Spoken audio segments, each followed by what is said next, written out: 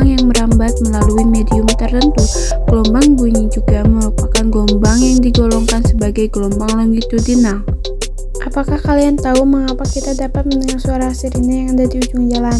Karena suara sirine dapat mengeluarkan gelombang bunyi lalu merambat melalui udara dan dapat terdengar oleh telinga kita. Gelombang bunyi juga dapat melalui 3 medium, yaitu medium gas, medium cair, dan medium padat. Gelombang bunyi terbagi menjadi 3 frekuensi. Yang pertama, infrasonik, audiosonik, dan ultrasonik. Infrasonik merupakan gelombang bunyi dengan frekuensi di bawah 20 Hz. Bunyi ini bersumber dari gempa bumi dan gunung. Audiosonik merupakan gelombang bunyi dengan frekuensi 20-20.000 Hz. Gelombang ini dapat terdengar oleh manusia. Ultrasonik merupakan gelombang bunyi di atas frekuensi 20.000 Hz dan dapat didengar oleh kelelawar dan anjing. Suara sirine yang dapat terdengar di ujung jalan merupakan salah satu contoh dari efek Doppler. Nah, mari kita simak videonya, guys. Gelombang bunyi yang menuju kamu. Ambulan itu kan terus ngasilin gelombang bunyi dari sirinenya ya. Jadi, gelombang-gelombangnya bakal jadi saling berdekatan. Inilah yang nyebabin frekuensinya jadi lebih besar saat kamu dengar. Sebaliknya, ketika ambulan bergerak menjauh, dia bergerak menjauhi arah sambat gelombang bunyi yang menuju kamu. Jadi, jarak antara gelombang bunyinya jadi semakin jauh, sehingga frekuensinya menurun. Sumber suara dan pengamat yang tidak bergerak pada efek Doppler ini, besar frekuensi bunyi yang didengar sama dengan besar frekuensi yang dihasilkan oleh sumber bunyi. Saat pengamat bergerak mendekati sumber yang diam, maka kecepatan pengamat adalah U, dan besar frekuensi pengamat yang didengar adalah F1 sama dengan Pi plus U per Pi dan F. Besar frekuensi yang terdengar di saat pengamat menjauhi adalah F1 sama dengan P kurang U per F. Sumber bunyi mendekati pengamat yang diam adalah dengan kecepatan V dan gelombang bunyi dengan kecepatan P, maka besar frekuensi yang terdengar oleh pengamat adalah F1 sama dengan P per P kurang V dan kali F. Saat sumber bunyi menjauhi pengamat yang diam, maka besar frekuensi yang terdengar adalah F1 sama dengan P per P tambah W kali F. Dan penerapan gelombang bunyi lainnya adalah ultrasonografi yang disingkat USG, biasanya digunakan untuk melihat perkembangan janin dalam kandungan.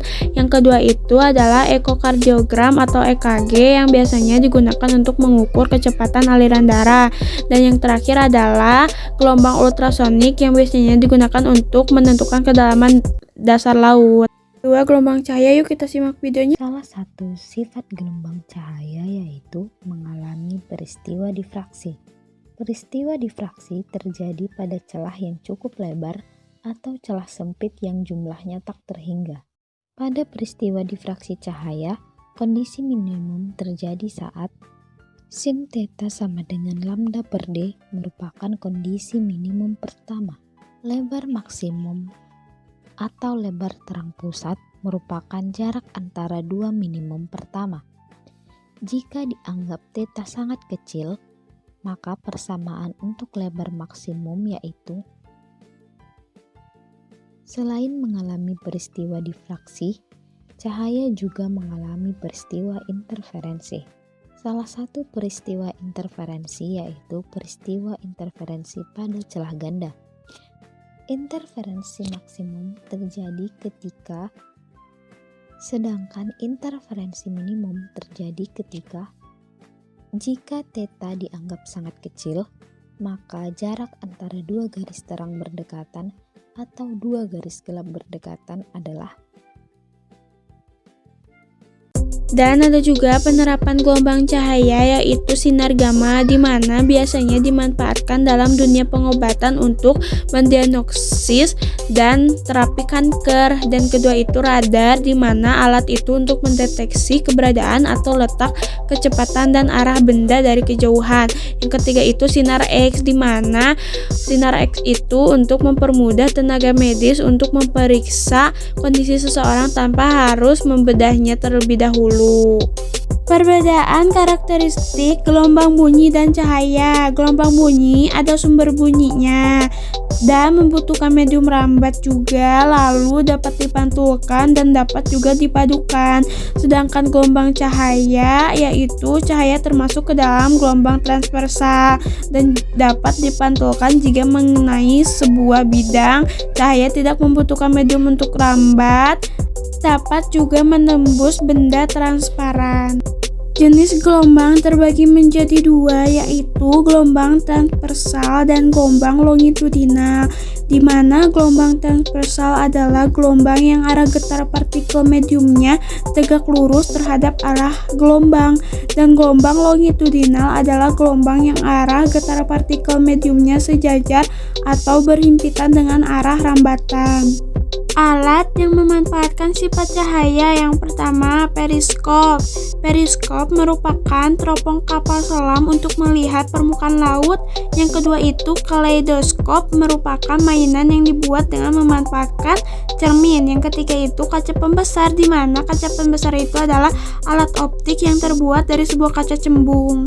Alat yang memanfaatkan sifat bunyi yang pertama itu patometer atau sonar, teknologi yang mengirimkan sinyal menggunakan teknik sonar ke bawah laut. Sedangkan kacamata tunanetra yaitu diintegrasikan dengan sensor ultrasonik, berfungsi untuk melakukan deteksi benda yang berada dalam jalur gerak menyandang tunanetra. Dan yang terakhir adalah reflektoskop, digunakan untuk mendeteksi cacat yang terkandung dalam besi tuang.